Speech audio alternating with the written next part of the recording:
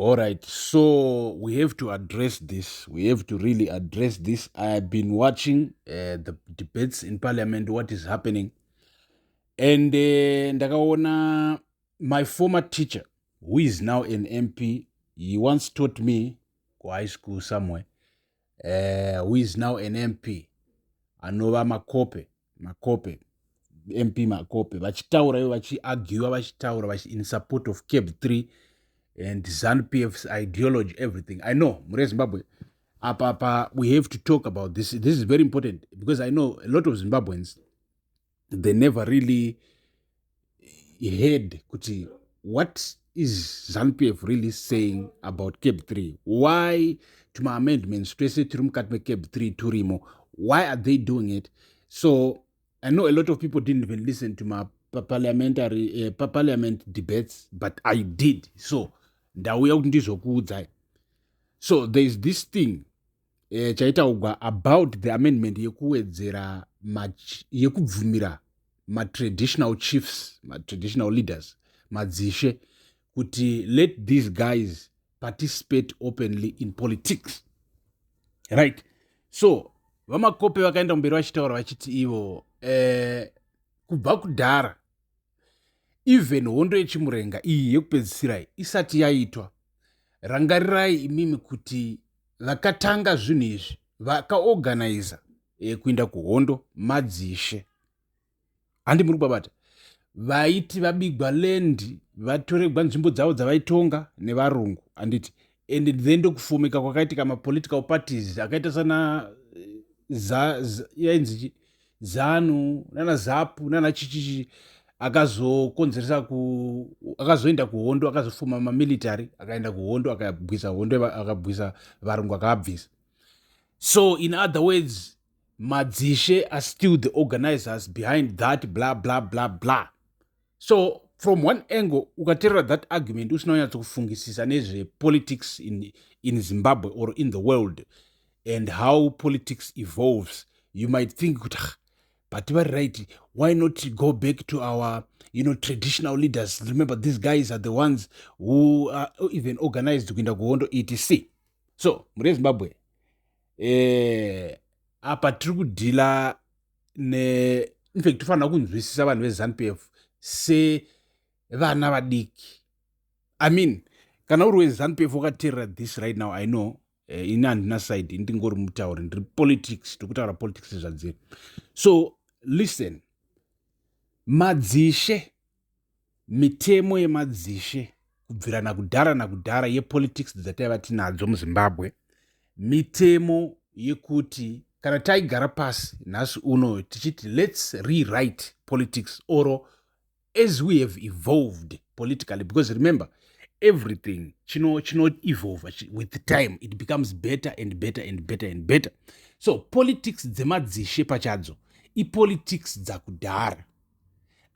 It's not kuti chivanhu chedu, in fact chero kwauri kuona uku kunana Britain kunana chii, vanotori nemakings avo, but they are just ceremonial as of today right now. Why? Because tose world yose takabvako kumadzimambo, world yose at some point yaitongwa nemadzimambo, and imwe nemwe nzvimbo yaiva namambo wayo, you understand? But as human beings we evolve politically, tichibva kupolitics dzekuti iwewe baba vako kana vakatora nyika nekugwisa, vakagwa hondo vakatora nyika vakaita yavo, and then votonga, and then mwana wavo wosigwa chigaro otora otonga, and then mwana wake zvidaro, handiti idzodzo ipolitics dziri bedi. Takabvumirana savanhu tose tiri kuona kuti why iva vachingori ivo vanofanira kutitonga, handiti, and then sevanhu tobva taona kuti no, it's not right, hatingatongwi nemunhu one. What do we do? This is how we moved kuchinhu chinonzi democracy. Democracy is saying now our politics is better. It's unotonga nokuti uri kudiwa nevanhu, wavhotegwa nevanhu in real time right there, handiti. So inzwai munzwa, vatiri kuti madzishe ayaya ndo iko zvino zvikatata kutaura mezvinguva inoyi, ndo atichiti ma-MPs, you understand? Ma-MPs ipolitics dzaevolve. Ma-MPs achiri madzishe, they do what they do in their constituencies and in this, but rather than kuti vatonge vanhu vachivaudza zvavanoda ivo. Now the people tell them what they want them to do. Muri kuunderstand? Kana ukatadza kuita zvekudiwa nevanhu, vanhu vokuvhotera out. You understand? The same thing goes to the president. So the president also the same thing. Vaimbova mambo vekuti vanongozvagwa vachingonzi ndimambo zvichingodaro zvidaro, but iko zvino izvi taakuita zvekuti tinokuvhotera kana ukaita zvatisingadi tokubvisa, because igutsa ruzhinji. Politics have evolved. Politics has evolved or something. Politics dza-evolve. Handiti dzava advanced with time. Tasvika pano patira. Saka izvi zvokuuya uchiti wewe uri kuita senge uri kuchengetedza chivanhu ka uri kuresva zvisingambobviri, because chivanhu chedu chaevolve. Chivanhu chedu chasvika pano. Chivanhu chatiri kutorarama chechi chine ma-MPs. Chivanhu chinotiri chivanhu. Kana uchida iwewe kuti uone kuti chivanhu ka chichinja zita rekuti member of parliament womutumidza rimwe zita rechishona kana kuti rechirudzi chemuzimbabwe kuitira kuti uchione sechivanhu, rather than kuti president chitumidza kana kungoti mutungamiri wenyika ende uchabva waona kuti chivanhu. Handiti, but changoevolva, tangosvika pano pataevolva. It's not like we have to go back kuti kwanzi tofanira kudzorera zvataiva tiri muna 19 Gochanembe. That will be something zvangofanira nokuti kwanzi taimbofambirana isusu tichivhisitirana tichiinda kana uchida kutaura nemunhu unoenda kumba kwake woita sei. Saka totadza kushandisa mafoni reko zvino izvi. You understand? Life iri kuevolva, from everything evolves. Technology evolves. Chakati evolves, even politics dzinoevolvawo. Handiti kana mukazotevedzera vana Karl Marx vanokuudza kuti kwanzi takatombotanga tiri makudo, handiti tiri muka, but takaevolva tikasvika panapa tama human beings at this level, at this stage. Hani muunderstand? So zvaitaugwa muparliament vachiargiwa, unotoona kuti vakomana ava vari kurashika zvingambobviri.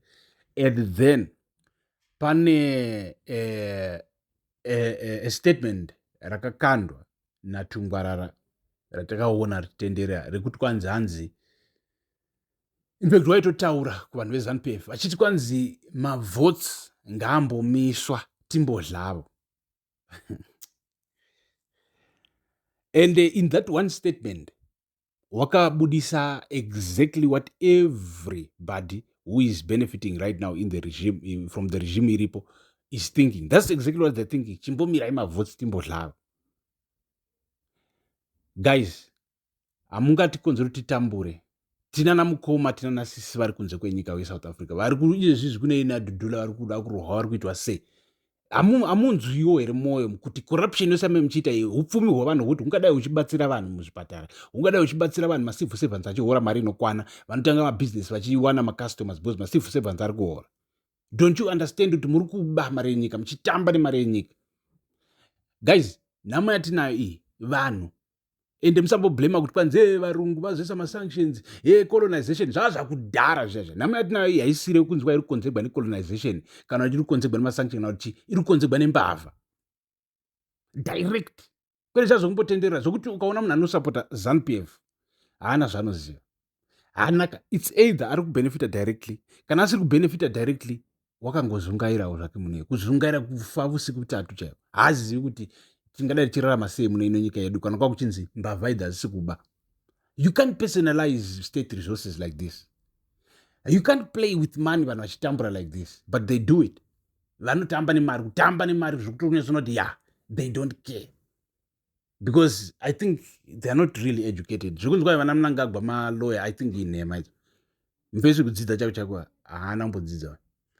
Effect vana Chivhaya tarisaona. Unonyazvoona timu iri kudzidza chako chako harina kudzidza. Ende kushayiwa rudzidzo ka ndokuri kukonzeresa kuti vatambe nemari like this. We need working companies. Macompanies, hakuna nyika inobudira kunzi kwanzi I'm the money gang, ndiri munhu wemari. Mfesi uya wakandishamisa anonzi Wikino Chivhaya. Kana uchida kunyatsoona kuti hapana zvezviitwa. Hanzi kwanzi mapresident ese muno muAfrica ndiri kusangana nawo. Izvi ndakaenda ndiri kuZambia. Hanzi ndiri kuZambia. President wekuZambia paakanzwa kuti kwanzi mukomana uya wemari ari muno. Akati ko yatadza nei kundoona. Chitadza uoneka. Kana uchida kuona kuti munhu uyu ari useless. Hakuna munhu anozikamwa nekuti kwanzi mukomana wemari. In the business world, hakuna hauzikamwi gwemari. Unozikamwa company yako yauri kurana. Ukati Elon Musk, Tesla, SpaceX, and ukati Bill Gates, Microsoft, hakuna munhu anongonzi kwanzi ningi is just money. And unless you captured state resources uchiba senge vekunana Saudi Arabia ko vonzi kwanzi kudai so mabillionaire echi oil yechi yenyika imbavha zvangofana haungazika mwigwe mari unofanira kuzika mwigwe the company yauri kurana yakuitisa mabillions. So umbavha chete huri kuitika muno munyika yedu yeZimbabwe, otherwise umbavhawo hukapera zvinofamba zvakanaka directly pakatanga accountability ikavapo tikanyatso kuona pane pachiinda mari yegovernment mari yenyika. I tell you, manesi, maticha, madoctor chichi in 1 month vanenge vakuhora mari kwayo $1,000 at least. Ndipo unonyatsoona nyika ichienda kumberi, because kana macivil servants asiri kuhora nekuwanda kwawo kamunyika hakuna kwame muchiinda, never, because macivil servants ndiwo maclients anybody ari kuda kutanga business munyika. They be the main clients handi mapabata, because vakawanda and kana vachihora chete vanotenga zvinhu vagoita se and mabusiness will flourish. And when businesses flourish, employment is created more and more. Ivo vaya moms vamunoti vane chishop pakona vaya macivil servants akatanga kuhora akatanga kunotenga paya moms vaya panopera 3-4 months vanenge vatoemploya zvanhu 2 zvakutovashandira zvakutovabatsira, ndo mabasa acho. Ende panozopera 2 years moms ivo vaya vanenge vavhura imwe shop. And that's how we build a country. Not kuti one munhu anenge akabata mari yose and asina zvaari kuita nemari iyoyo kuzvongotenga maluxury cars. How can a car help us? Kunzi Japreza ari kufamba neRange Rover zvotibatsira chii as a country? Nothing.